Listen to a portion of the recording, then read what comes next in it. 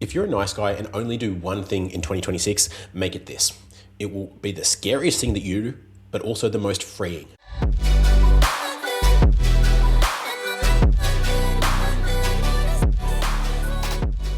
You're listening to the Be Better podcast. I am Harrison Orr, and I help men to evolve out of the nice guy into grounded, masculine men so that they can lead themselves and their relationships.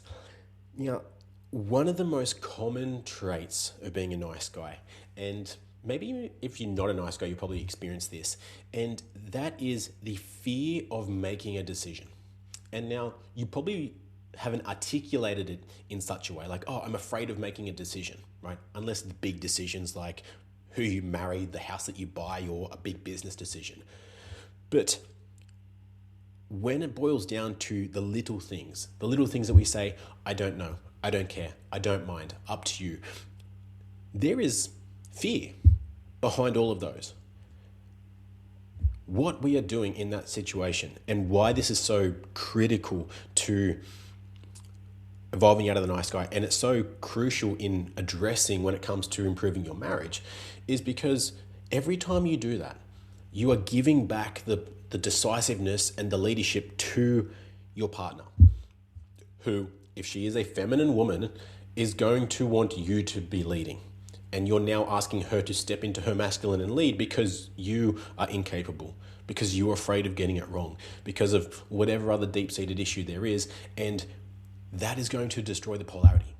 That's why there's no trust, why there's no safety, there's no respect. And it's not your fault. Right? If you were raised as a nice guy, you were raised to put everybody else first. You were raised to people please. And it can seem like logic, right? If I give everybody else what they want, if they get to have their way, if I say yes to everything, then how can they not be happy? How can they not love me? How can that not make everybody else's life easier? And I was that way for years, for most of my life. But now looking back, I can see how frustrating that would be. Just not even in relational conversations, but think about this. Like, imagine if you say to your mate, hey man, you want to catch up over the weekend? You want to go get something to eat? And he's like, yeah man, sounds good. All right, sweet. Where do you want to go? And he responds with, oh, I don't mind, man. Up to you. And then it's not very helpful in conversation. It's not very constructive. It actually starts to being annoying because you're like, oh, I don't mind. What about this? I don't care. What do you feel? Like, we go back and forth because everybody's afraid to make a decision. It's very ineffective, and it starts to get very frustrating, right? Especially once you start to grow out of this and you start to see what that trait is for really what it is. It gets irritating, and it can be scary, right? Because when we make a decision, when we draw a line in the sand, it exposes us potentially to getting it wrong, to being rejected, to our wife or someone saying, I don't want to do that on the weekend. I don't like that idea. I don't want to. Now, the nice guy response to that is to take it personally.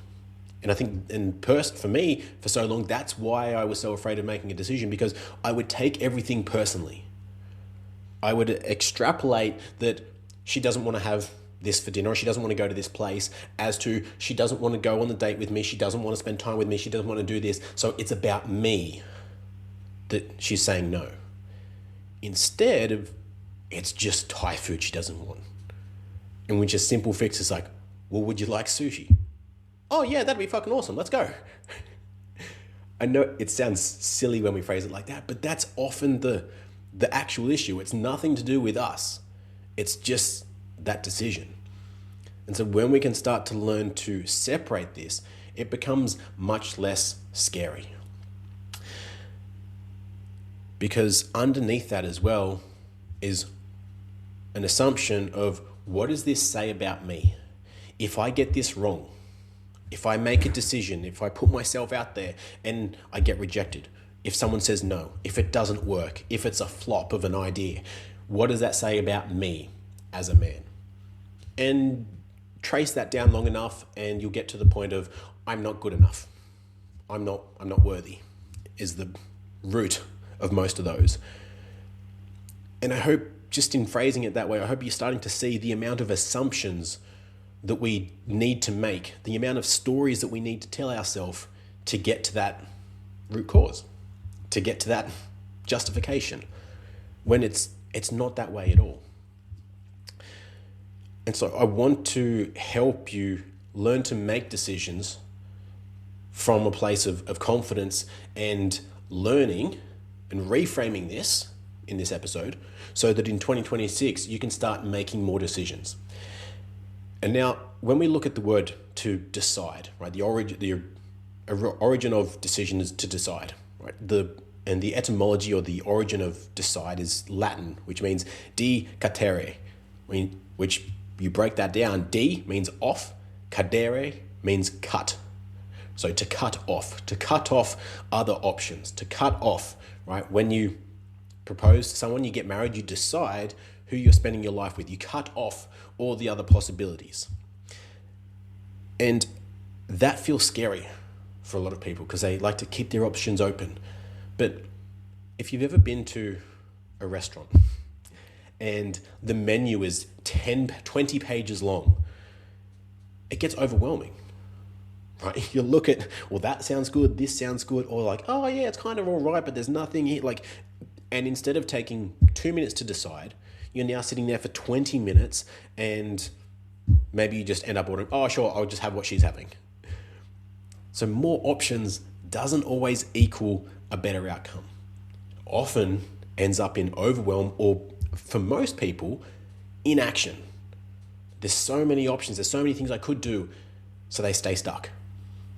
And whilst that might feel like they're not making a decision, it actually is a decision. Like staying in the same spot, not making a decision is a decision. The only problem is, in their mind, it's still an open loop. Right? We haven't said, cool, I'm making this decision, and then I can close that tab and move on.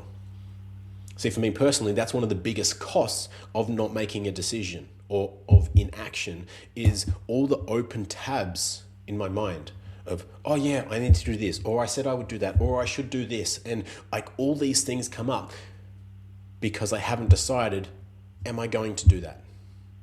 Yes or no? If it's no, beautiful, bin it out of my head. If it's a yes, when and what timeline? Is it a now thing? Is it a next week thing? Is it a next month, next year thing? Like to put a note for later when I've got more capacity and whatever is required for it. But there still is the decision to make, and then I can revisit at the appropriate timeline. But coming back to the fear of making the decision, especially when it comes to marriage, when it comes to your relationship, because that's where most of this shows up for a lot of guys. They're afraid to get it wrong.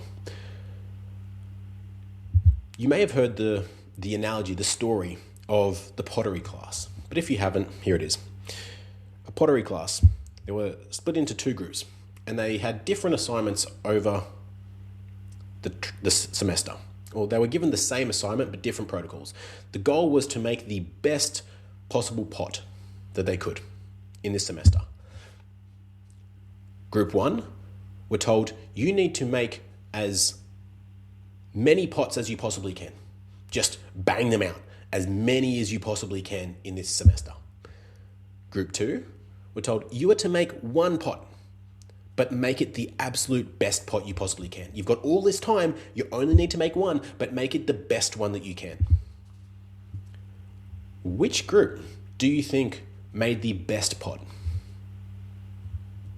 It wasn't the one that only made one. It was the one that made as many as they possibly could. Because through that volume, through that repetition, came learning, came iterations, came, okay, that's not enough here, too much here, do this next time, don't do that next time. And you learn and you keep growing and you grow faster. So as you go, you learn to make better decisions. You learn to execute better.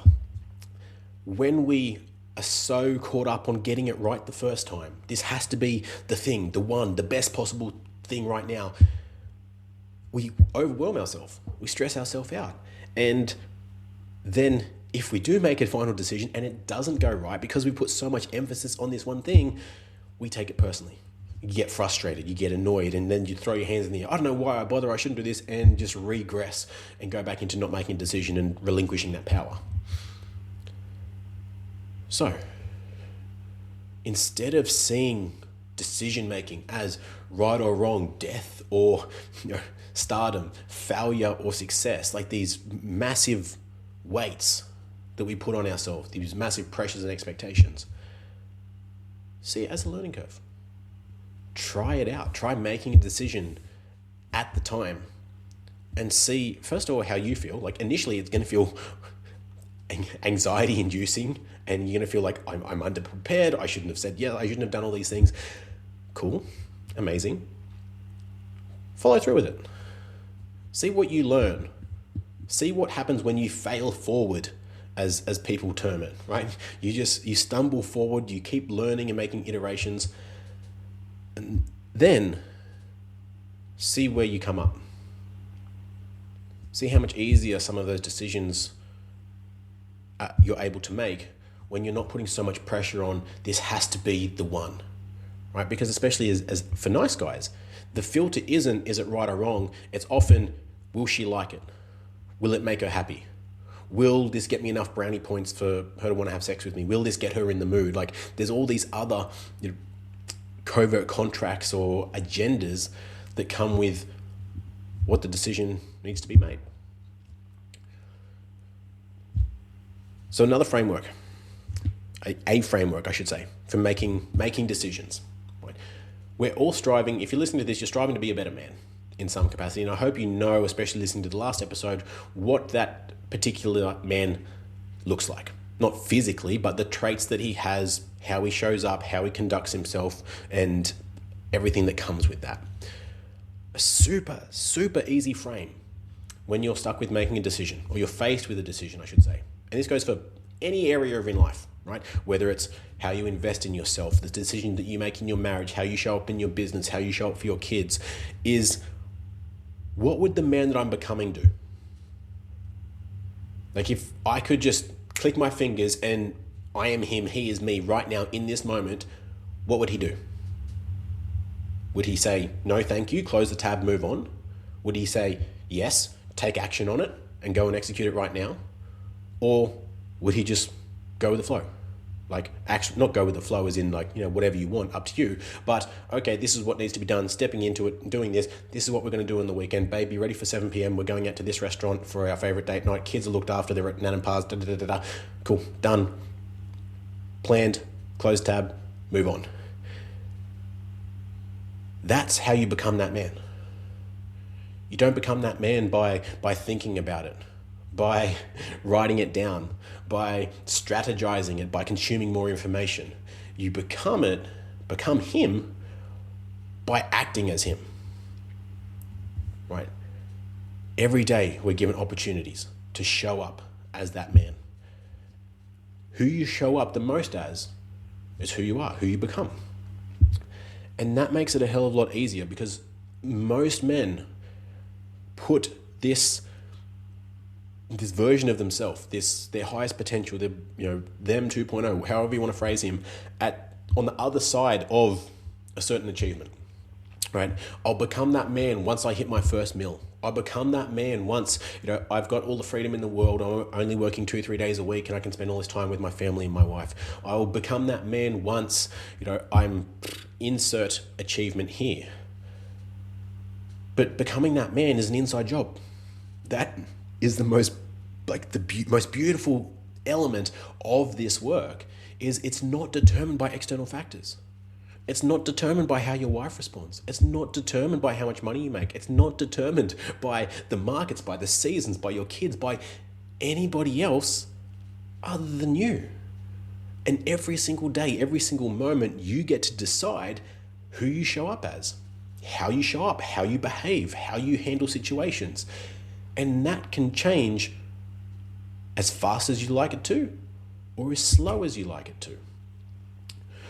I was listening to a Alex Hormozy podcast the other day, and he was talking about the difference between learning and intellect, right? Some people can learn things faster than others, right? And if we decide learning, he defines learning, I should say, as Stimulus and change of behavior. So how many times do you need to be exposed to the same stimulus before you change your behavior? Right? How many times have you had the same argument with your wife? How many times have you justified or explained yourself or zoned out before you change your behavior? That's your rate of learning, right? So some people can pick it up faster in terms of it takes them one or two changes, like one or two of those experiences, of those stimulus, once they understand what they need to change, before they're able to stay present, before they're able to listen and not respond to based on their justifications or anything else, right? But other people that don't have that speed are able to learn just as fast, if not faster, by creating those stimuluses more often. So the example that he uses was tests, right? Actually, no. Let me think for a second because I will make it more applicable to this. Okay. It's how you show up at home, right? How you speak to your wife, right? If at the moment, every time you engage with your wife or your kids, you're not present, right? You are disconnected, you're thinking about work, you're stressed out, you're defensive, whatever the thing is. And that's your pattern. And you maybe interact with them intentionally, maybe twice a day. So over the week, you've got 14 interactions. That's your set rate. Now, if you wanted to speed that up, you can engage with them more often, right? Spend more time engaging with your kids and your wife. Instead of once at morning and once at night, engage with them 2-3 times in the morning, then 2 or 3 times at night, maybe once even during the day, if that works out for schedules and whatever else. And every time you get to show up with that new grounded man energy, with that presence, with seeking to understand as opposed to justifying or explaining. You get a chance to, if there is a piece of tension or conflict, instead of waiting till it subsides and then naturally comes back up again in the form of arguments or tension, actually being able to bring it back up and handle it because you're being proactive in this space. So the more that you can be proactive in these areas, the faster you get to learn, the faster you get to implement these things because you're intentional about it, because you're deciding that this is the man that you are becoming and you see these as opportunities. You don't just kick back and wait. Right? That's one of the reasons why I personally love coaching husbands and fathers so much more than single men without kids, purely because of that feedback loop, right? You can go through all the self-work with both guys, obviously.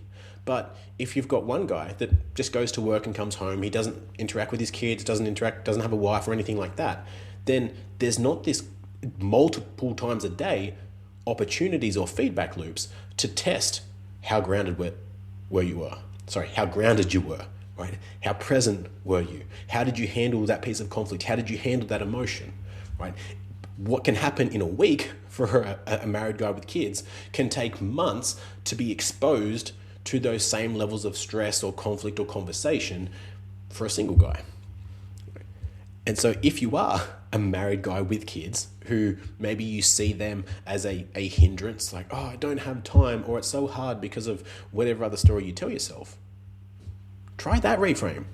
Like, I get so many opportunities to be tested as to how grounded I am, how much I've grown, how am I handling these conversations differently, because there's so much faster of a feedback loop. Again, you get to decide the frame that you see this through. You cut off all the frames that don't serve you and decide on the one that does. So, to get closer on wrapping this up, all the things, actually, I'll give you something actionable. All the things in your head right now, all the things that you're thinking about, all the things that you need to decide on that are still up in the air. Maybe it's the things that you had said you do but you haven't done, or you're thinking about doing something this year. You're thinking about making this change for yourself, for your marriage, or making these changes. You're thinking about the man that you want to become. This is your opportunity. This is my invitation to you to decide. Decide right now. Are you going to do those things or not? Like, genuinely. And I don't mean just decide like, oh yeah, I'm going to do them. Cool. When are you going to take action on them? Right now? Today? Recognize that it's not up to anybody else. It's totally up to you. There's no pressure to do things. There's no pressure to not do things. It is 100% up to you, but it's torturing yourself to want these things, to say that you're going to do them, and to not. And that's why I absolutely love James Clear's quote on this. And he says, it doesn't make sense to continue wanting something if you're not willing to do what it takes to get it.